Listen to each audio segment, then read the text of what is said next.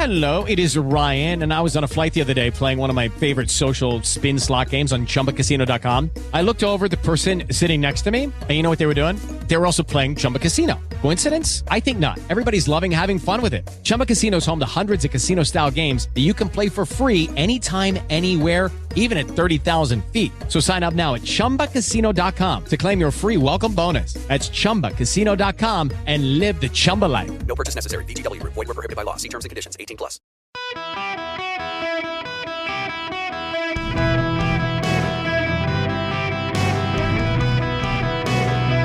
Welcome to the Eric Erickson Show Podcast, Hour 1. I'm back. Welcome. It is Eric Erickson here, back from, well, the nation's capital. I was going to say something impolite, but I actually do like the city. Just my goodness. Welcome. It is Eric Erickson here. The phone number, if you want to be on the program, 877-973-7425. Thank you to Victor for filling in for me while I was out.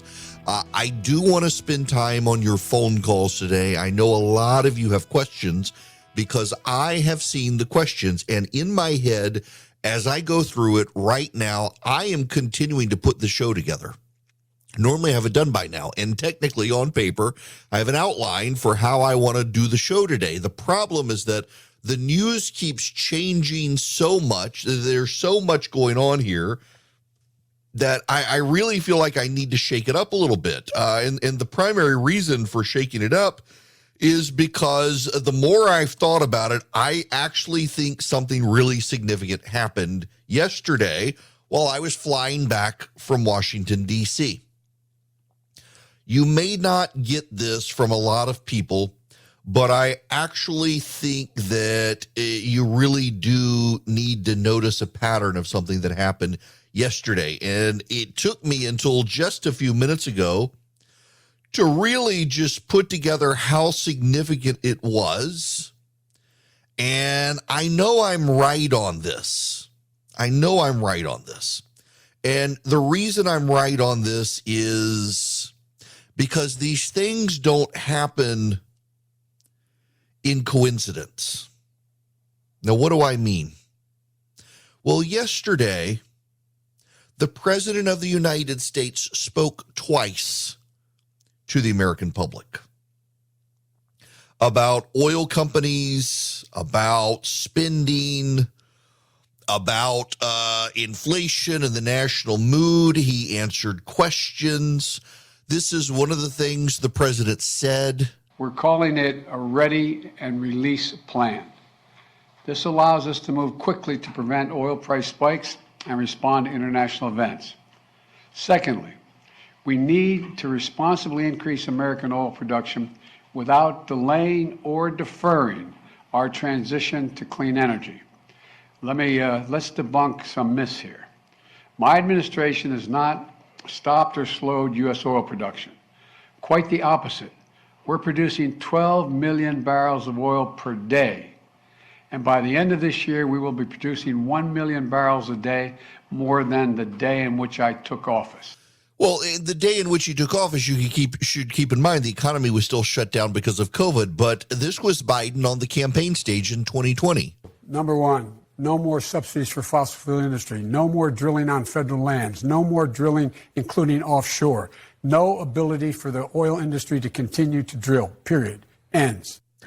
That was Joe Biden then, and in fact, he delivered to it. Even PolitiFact, which is trying to claim that Joe Biden is somehow he hasn't harmed drilling, actually shows it's more complicated. Yes, you have all these unused leases on federal land, but also the Biden administration has cut the number of people who can review them to slow down the process. The Biden administration has actually curtailed the amount of federal land available, and the Biden administration has added new regulations. So he had to come out. He had to try to alleviate people's fears.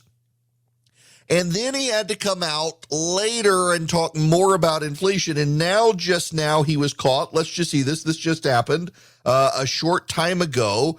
This from a reporter asking the president probably a planned question by the White House about abortion. Should there be any restrictions on abortion at all? Any restrictions on abortion at all? Yes, there should be. What should they be? And Roe v. Wade. Read it, man. You'll get educated. Should there be any restrictions on abortion at all? Yes. This is damage control from Stacey Abrams' remarks yesterday, which we will get into. So I've got to start here. Maybe this is somewhat muddled for some of you because literally this is, you are listening to me shape the show as I go, but I know I'm right here. I know I'm right.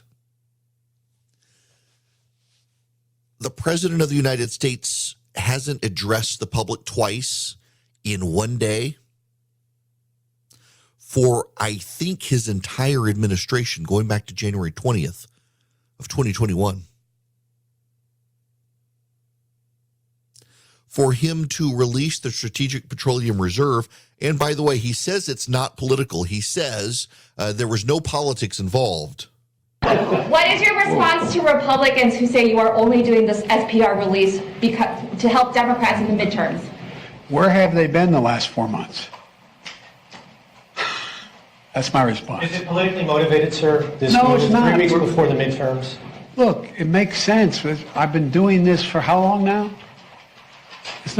Yeah, right. In August, this was the headline in Politico. A new powerful signal that Democrats' midterms hopes aren't lost. Here's the headline today in Politico. Democrats' midterm hopes fade. We peaked a little early.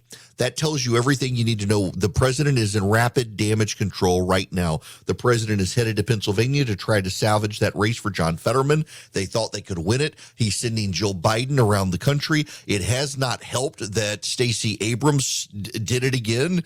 She stepped in it. She has put the Democrats on defense yet again.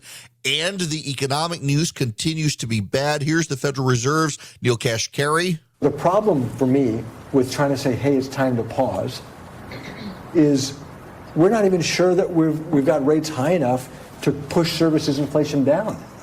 So until I see some compelling evidence that core inflation and services inflation have at least peaked, I'm not going to be ready to declare a pause.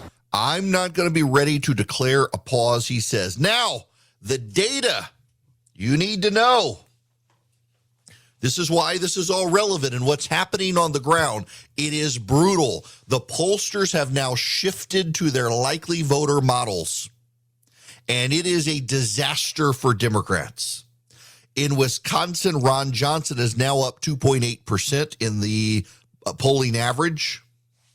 That is the first time in a while that Ron Johnson has been above 2 points. In Arizona, Mark Kelly is now under 3 points. He started at 8 points. He's now at 2.5 points. Every poll has headed in Blake Masters' direction. In Nevada, Adam Laxalt is up 1.2 points. That's about where he was 3 weeks ago. In Pennsylvania, John Fetterman is now up 3.2 points. That's down from even Monday. In North Carolina, Democrats thought they may be able to surprise people, except in North Carolina, Ted Budd is now up 2.8 points. That's actually an increase in the polling average. Get this one, pay attention to this one. In Georgia, Raphael Warnock against Herschel Walker is only up 2.4 points. That is a collapse in Raphael Warnock's polling. In fact, you can tell Warnock is losing in his internal polling because the Warnock campaign has pulled their ads and they've pivoted. They're putting up new ads attacking Herschel Walker on the abortion attack, which they've ignored. Warnock would not be yanking his ads and putting up new ads on the abortion attack unless his internals had him losing. In Ohio, J.D. Vance is up 2.5 points. That's an increase. In Florida, Marco Rubio is up 4.7 points. That's an increase. But get this one, y'all. The Republicans are up 3.3% in the generic ballot. There is now only one poll in America that has the Democrats with a 1-point lead. Every other poll has the Republicans with a lead. This poll is of registered voters. It's an online poll by Politico Morning Consult. It has had a bias for the Democrats the entire time, and even it is barely holding up. Let me give you the numbers here just so you have an idea of what's actually being shaped here, just so you understand. Right now, it's Democrats up 1. It had been Democrats up 4. It was previously in the end of September, Democrats up 2. It was up at the beginning of September, Democrats up 5. In the very beginning of September, Democrats up 5. The Democrats up 5 in August. Democrats up 5 the beginning of August. Then Democrats up 4. Now it's only Democrats up 1. That puts them back to where they were at the very beginning of August, before the Mar-a-Lago raid. Remarkable to see the Politico Morning Consult poll shift over time. The fact that the Democrats had been as high as 7 and are now at 1 tells you everything you need to know about even that one. It has captured the trend, even as the numbers are probably wrong. But let me give you the rundown of where we are right now. Republicans are up 6 in the released Monmouth University registered voter poll that just came out as the show started. Republicans are up 2 in the registered voter poll of CNBC that came out this morning. Republicans are up 1 in the Economist YouGov poll that came out yesterday. Democrats up 1 in the Politico Morning Consult poll. Republicans up 2 in the CBS News Battleground Tracker poll, up 6 in Harvard Harris, up 5 in Trafalgar, up 7 in Rasmussen, up 4 in New York Times, up 1 in Fox News. The only poll showing the Democrats are up is the Politico poll. It has Democrats up 1. 3 months ago, the Democrats were up 7 in that poll. This is the nightmare scenario the Democrats were fearful of. It is the one I have warned you of. It is the one y'all got tired of me saying, and I'm going to say it again. For those of you who are new listeners, you need to understand what happens, because this happens every time the Republicans have a big wave year. At about the end of July, beginning of August, Republicans do one of two things. They're getting their kids back to school, or they're taking their kids on last-minute vacations before school starts. In both cases, they are not talking to pollsters. The people most eager to talk to pollsters are Democrats. It has always been. When you combine the two factors, Republicans aren't talking to pollsters, and Democrats are very eager to talk to pollsters, your sample gets skewed. And there's a narrowing. This has happened in every election cycle in the history of polling.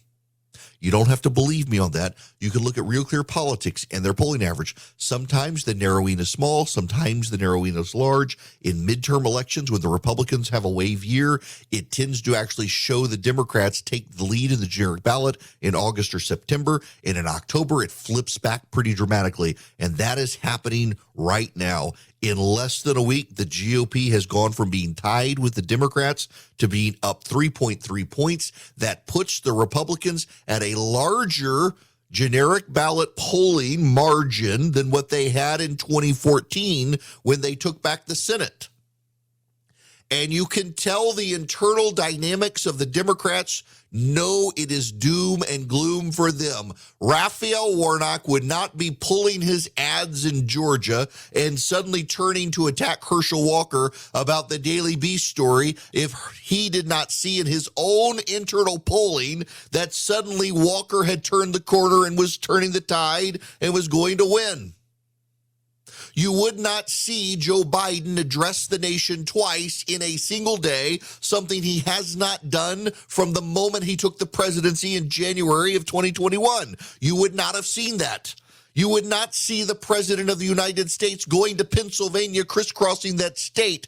You would not have seen the Democrats in other states running from Joe Biden altogether. You would not see Chris Hayes on MSNBC defending the release of the Strategic Petroleum Reserve as a way to stop the Republicans, even as Joe Biden denies that's what he's doing. You would not see these things except for one thing that I told you was going to happen. It's always been the economy. And those economic numbers have now hit the middle class. And they are furious. They are going to vote Republican. And the internal polling of the Democratic Party that, notice, they're not sharing with anyone this year, shows the doom and gloom and despair is upon them. The Grim Reaper is on their doorstep. They thought it was just a Halloween decoration, and now they know what's about to happen. Americans for Prosperity plays to win. That matters a lot to me. I know a lot of DC-based organizations that just want to pass paper around to other Beltway insiders or claim they speak for everyday Americans without ever having to leave Washington, D.C. Americans for Prosperity is different. They're not a think tank. They're grassroots do tank. Americans for Prosperity is a one-of-a-kind, freedom-oriented, limited government advocacy and accountability organization that actually takes action to expand opportunity for all Americans and defend your freedom of speech. They're doing great work at all levels of government. What's their secret? Well, they don't really rely on Washington. They built a network of concerned citizens who are stepping up for freedom in communities all around the country. If you want to learn more, if you want to find out how to get involved with Americans for Prosperity with a chapter near you, and I assure you, they have a chapter near you, check them out at americansforprosperity.org/Eric. That's americansforprosperity.org/ERICK. Hello there. It is Eric Erickson here. The phone number is 877-973-7425 should you wish to be on the program. I got to talk to you just a moment about Abrams. Y'all, I'm in Georgia. I realize Georgia is the center of the political universe right now between Herschel Walker and Stacey Abrams. Stacey Abrams is a national figure, and she's one the Democrats have really rallied behind. I want to play you the excerpt, and I'm going to play you the full excerpt. I don't want anyone to say I've taken her out of context. And I want you to hear this. Question that he just asked you. You're running for governor of Georgia. I would assume, maybe incorrectly, but while abortion is an issue, it nowhere reaches the level of interest of voters in terms of the cost of gas, food, bread, milk, things like that. What can a governor, what could you do as governor to alleviate the concerns of Georgia voters about those livability, daily, hourly issues that they're confronted with? But let's be clear. Having children is why you're worried about your price for gas. It's why you're concerned about how much food costs. For women, this is not a reductive issue. You can't divorce being forced to carry an unwanted pregnancy from the economic realities of having a child. And so it's important for us to have both and conversations. We don't have the luxury of reducing it or separating them out, but we also have to talk about what a governor can do. A governor can address housing prices. A governor can address the cost of education. A governor can put money into the pockets of everyday hardworking Georgians instead of giving tax cuts to the wealthy. That's what I talk about on the trail, and that's what's resonating. But let's not pretend that women, half the population, especially those of childbearing age, they understand that having a child is absolutely an economic issue. It is only politicians who see it as simply another cultural conversation. It is a real biological and economic imperative conversation that women need to have.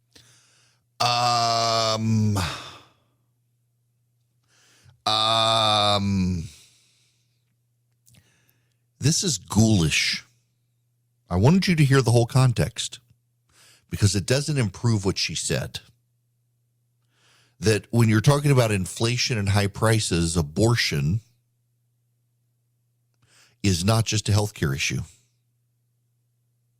I did not think the Democratic closing argument would be that improve your income by killing your kids, but that's where Stacey Abrams decided to go. And that's not just ghoulish. It's a damning indictment on this philosophy, and it's why Joe Biden had to declare he supports restrictions on abortion this morning.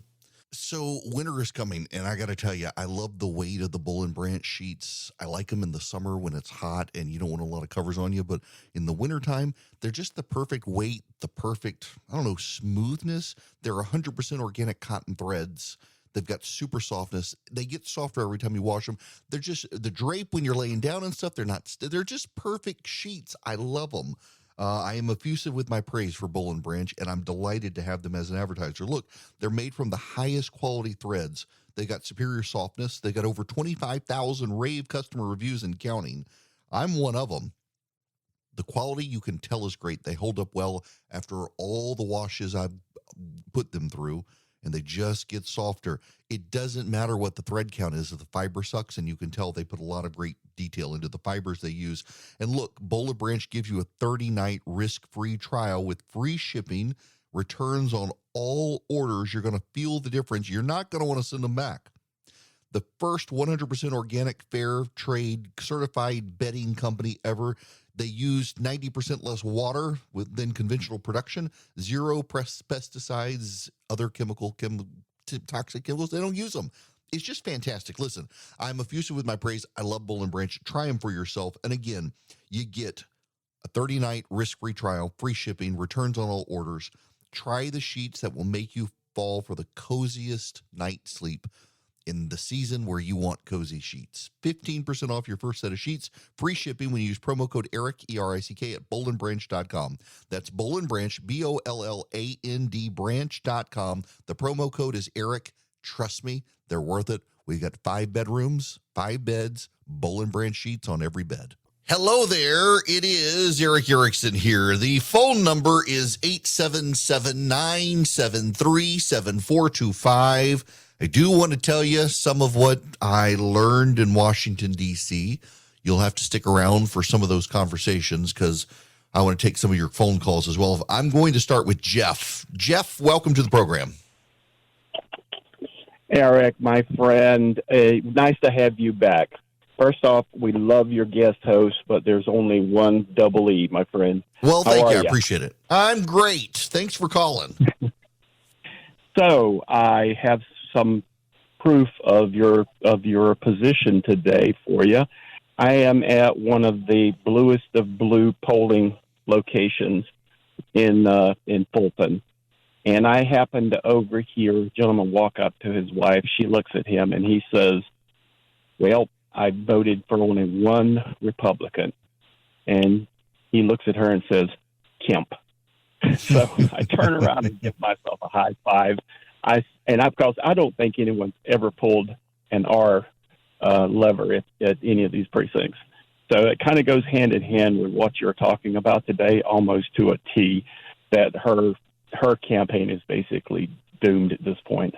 Yeah, look, they know it too. That's the thing, Jeff. Thanks very much for the phone call. I want to say something really important here. And I need everybody to hear this, and this goes off of Jeff, the caller's point that he made. You need to remember 2 things as we head into the final few weeks of the midterm elections. Anecdotes are not data. What does that mean? The caller, Jeff, said there weren't a lot of people at this very Democratic precinct, but one of them was voting for Brian Kemp, the only Republican this Democrat voted for.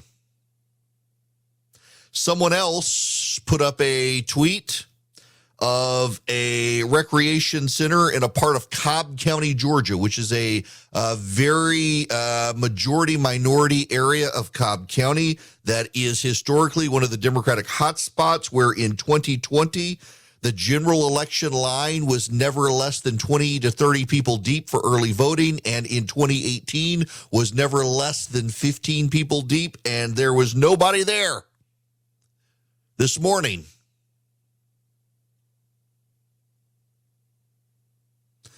Anecdote is not data. However, anecdotes over time begin to become part of the data. When it's happening everywhere, it becomes the data. And in 3 days of early voting in my state, what we know is a third of the voters voted Democrat in 2020, a third of the voters voted Republican in 2020 in the primaries, and the other third didn't vote at all. What we are seeing is record turnout across the nation. A member of Congress in a swing district texted me this morning from his state. Said he knows he's going to win. He's in a swing district. He has a slight Republican edge to begin with. Democrats historically dominate early voting in his state. It's been going on for a week now, and the Democratic trends are behind where they've been even in 2020 and 2018. We also don't know who people are voting for in early voting. We're seeing a number of moderate Democrats flip to the right on the issue of the economy and crime. Don't freak out about the early voting. Don't freak out. But also remember, anecdotes, not data. Just because you don't know anyone who's voting for Herschel Walker doesn't mean no one is. Just because you don't know anyone who's voting for Raphael Warnock doesn't mean no one is. Keep in mind that these campaigns have a lot of information they don't share. Here's something I find very notable. In 2018 and 2020, Democrats were pretty aggressively with the media showing their internal private polling. Not the private polling that was designed to generate a media narrative, but their actual polling. In 2008, one of the reasons Nate Silver of 538 came to fame was because he was able to get insider access to Barack Obama's internal polling that nobody else could. And so he knew the trajectory of the race. He knew what was going on. It made his career in political polling. By 2020, the Democrats, building their media narrative of the inevitability of their win, were openly sharing their internal polling with a whole host of political pundits and prognosticators to try to help them shape what was going on. The Republicans were not sharing their data. The Democrats were sharing their data. And as a result, the entirety of the national media had developed these narratives that showed a Democratic wave was coming, and they never saw the corresponding Republican wave. Remember, the Republicans won every single open seat in Congress in 2020, and the Republicans won all 23 swing seats in Congress. The Republicans came within 5 seats of taking back the House, and there was not a single person in America who really saw it coming. Some claim they saw it, but no one with any data did, because even the Republican polling missed what was happening. Anecdote is not data, but enough anecdotes over time do become the data, and you've got to remember that happened. You've got to remember those two things. Stop with the one-off. Well, in my precinct, it's normally a big crowd, but this time there wasn't. But when that's happening in every precinct, that's a data point. And here's what we know. In the final 3 weeks of a campaign, the undecided voters, who are majority white, majority women, they all break in a direction. And according to every bit of data that exists in America today in politics, on the Democratic side and on the Republican side, those undecided swing voters, who are mostly white, mostly women, are breaking overwhelmingly to the Republican side.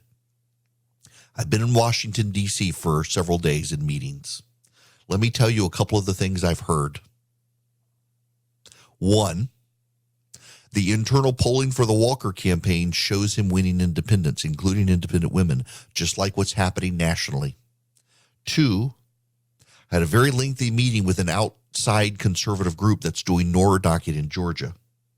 They are focused only on undecided voters who don't vote in primaries. So they're ignoring the people who vote in the Republican primary. They're ignoring the people who vote in the Democratic primary. They're only focused on people who go vote in the general election. And those people are breaking 2-1 for Herschel Walker.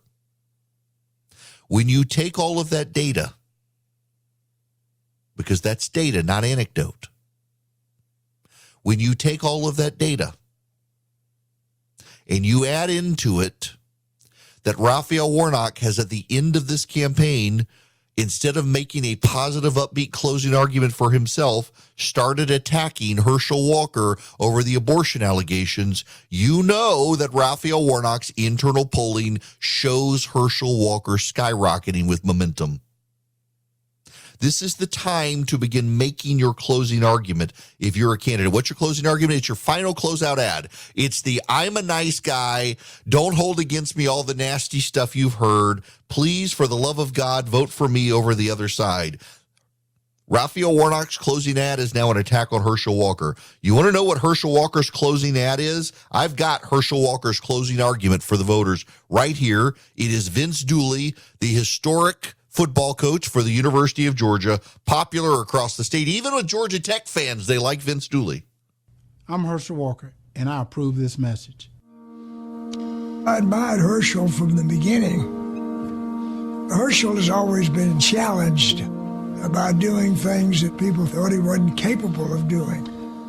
He wants to be the best, and he has striven to do that, disciplined himself to do that, falls sometimes along the way, but he gets back up, and with his incredible drive and self-discipline, he has achieved mighty things. He's a real patriot of this country. He loves the United States of America. He also is realistic that it can be better. He is not a, quote, politician. There is a need in this country. There is need in this state for somebody like Herschel. Knowing him, the character that he has, he will make a great United States Senator. That's Vince Dooley. That's Herschel Walker's closing ad for campaign 2022. Raphael Warnock has ditched his ads and gone on attack over the abortion allegations against Herschel Walker. That tells me that Warnock's internal advertising is doom and gloom for Warnock. They wouldn't be making that pivot at the very end. They have ignored those allegations. They've allowed other Democrats to make those allegations, and now they're embracing the allegations and turning it into an attack. That's a sign. In Arizona, Republicans have been running a Blake and Lake campaign. Blake Masters is going to join me next week on this radio program. Blake Masters is the Republican Senate candidate who has been behind the entirety of the race, so much so Mitch McConnell gave up on him. The Republicans decided he could not win, and suddenly it is a 2-point race in Arizona. Having been a 10 to 8-point race, it is a narrow race now. The Republicans have turned their attention back to Arizona. They are flooding money back into the race. The dynamics have changed. And what are the dynamics that have changed? The economy. It's always been the economy. It's always been the economy. In August and September, when Republicans were on vacation or getting their kids back to school, and Democrats were the dominant voices in the American media narrative, it was abortion. It's not the case anymore. We're back to where we were. In Nevada, Catherine Cortez Masto is losing to Adam Laxalt. Her closing argument is protecting abortion rights. The CBS News Battleground poll in Nevada that came out this morning, the top 10 issues in Nevada are not abortion. It's the economy, it's inflation, it's kitchen table issues, it's crime, it's immigration, it's the border, it's schools, it's jobs, it's not abortion. When you combine all those issues into one, because let's be honest and fair to Cortez Masto, jobs, the economy, inflation, gas, groceries, that's all really one issue. But that issue is at 60%, followed by immigration, followed by crime. No, I'm sorry, crime and then immigration. And then the border, and you add immigration and border together, then that tops crime. And abortion is still outside the top 5. And that's your closing argument. The nightmare scenario I told you was going to happen to the Democrats is beginning to unfold before our eyes, and they are now panicked. And they've stopped sharing their internal data. Don't confuse anecdote and data, but understand over time, when the anecdotes keep adding up, they do become the data, and the data for the Democrats is bad. Before I get out of here, I want to jump to Alan real quick. Alan, welcome to the show. How are you? Hey, thank you. It's such an honor. I've talked to you a couple of times. I'll make it quick. So I've done analytics in the past. I can't agree with you more. What I would do is ask people within programs I ran, anecdotal, but I knew pretty quickly when it became data. So that's the first thing. The second thing is, so this comes, what is your projected insight on, will this quiet down the wokes? Will this, probably not, right? This, no, I don't think so. What's it going to take for them to finally figure out, like, hey, this is not what we want? So here's the problem, and it's funny you should say this because I literally had this conversation yesterday with a friend of mine in Washington. What's going to be the media narrative? When Democrats win, it's always Republicans suck, Republicans are bad, and everyone's rejected Republicans. When Democrats win, it's never Democrats suck and Americans have rejected them. It's always Republicans suppressed the vote or angry white people had a backlash. And that's what it's going to be again. Being a Democrat, being a woke Democrat, means you never have to analyze why you lost. You can just immediately presume the Republicans stole it and the media gives you air cover. What I will tell you, though, is if you look in all candor and honesty with no partisan spin BS, many Democratic primaries saw the liberal Democrats beat the progressive Democrats. And so they have some ground to say that they themselves are not as woke. The problem is that the loudest voices in the Democratic Party still are. They are the dominant voices in the media. And so for the Democrats to move past the wokes, they've got to honestly assess that. And I don't think they're capable of doing it, Alan. I just don't. They need to get everybody in a room together and plug in the Eden Pure Thunderstorm 3-pack. Put all three of them in that room together and clean the air, deodorize it, get the patchouli and the weed odors out of the Democrats, and maybe they have a fighting chance. Democrats, if you're out there, you should do this. Everyone else should too. Go to EdenPureDeals.com and use the discount code ERIC3 on the front of the website, ERIC3. You can get 3 Eden Pure Thunderstorms. You can eliminate odors, foul odors, like the stench of defeat, Democrats. You'll be able to do that after the election with the Eden Pure Thunderstorm. It eliminates odors. It doesn't mask them. It gets rid of the pet odors, the litter box odors, the smoke odors, the musty odors. You get 3 of them for less than $200. EdenPureDeals.com. The discount code is ERIC3, ERICK3. Go do that now. Get the stench out of your house. EdenPureDeals.com, discount code ERIC3. Look, this is actually really important across the board. I want you to sign up for the email because I'm going to be upping the volume of emails that are sent. I don't want to flood your inbox, but we are in the last couple of weeks of the election, and I want you as informed and up to date as possible. And so I'm going to send probably not every day, but you'll get a few more emails from me than you normally do. But it's necessary as these stories are coming in fast and furious in the last couple of weeks. I want you to be involved. I want you to be up to speed. I want you to be smarter than your neighbors so you can keep them informed. So text the word ERIC, ERICK, to 33777. You should be following me on Instagram, where I'll do a lot of live and video posts to keep you up to date. Facebook, you should subscribe to the email, which is the very top link. I want you guys to be as informed as possible. I've only got 3 hours on this radio program. And when stuff happens after I'm off air, and I'm pretty convinced they wait until I'm off air to do stuff, I want to be able to make sure I can get it to you as quick as possible so you are as informed as humanly possible. Text the word ERIC, ERICK, to 33777. Click that first link and sign up. Now, look, we got a lot more stuff to talk about when we come back. I do want to talk to you about some of the conversations I had in D.C. It was very interesting. What I was doing, in addition to meetings with some conservative groups in private, I did a lot of media roundtable discussions with reporters for a variety of reasons, but obviously they're all very interested in Georgia.